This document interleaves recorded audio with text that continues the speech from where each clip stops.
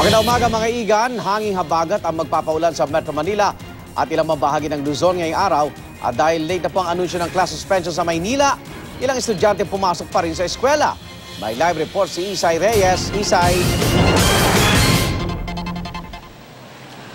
Igan, kani-kanina lamang ay nakaranas na naman tayo ng tuloy-tuloy na pagbuwas ng hindi gaanong malakas na ulan dito sa Maynila. Pero sa mga oras na ito ay bigla na naman itong tumila. At kani-kanina lamang nga, Igan, marami tayong mga nakita na mga estudyante na papasok sa kani-kanilang mga eskwelahan. Sa kabila ito ng anunsyo na suspendido na ang lahat ng klase sa lahat ng antas dito sa Maynila. Ngayon nga makakapanayam natin itong isang grade 7 student ng Ramon Magsaysay High School. Ang pangalan niya si Barbie. Barbie, anong oras na ba natin nalaman na suspended pala yung pasok natin? Naka-receive lang po kami na message, mga 6:25 po.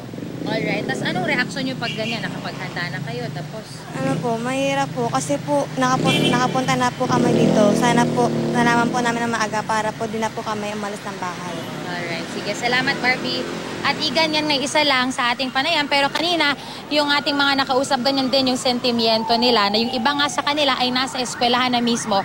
Kaso lamang, late na nga nila nalaman o late na na-announce sa kanila na suspended pala yung kanilang mga pasok. Narito tayo ngayon sa likuran natin. Ito yung Espanya Boulevard na laging binabantayan kapag ganito nga na tuloy-tuloy yung ulan. Pero mabuti naman at sa mga oras na ito ay wala pa tayong nakikita na pagbaha. At sana'y tumigil na nga itong pag-ulan. Balik sa inyo dyan, Igan. Maraming salamat, Isay Reyes.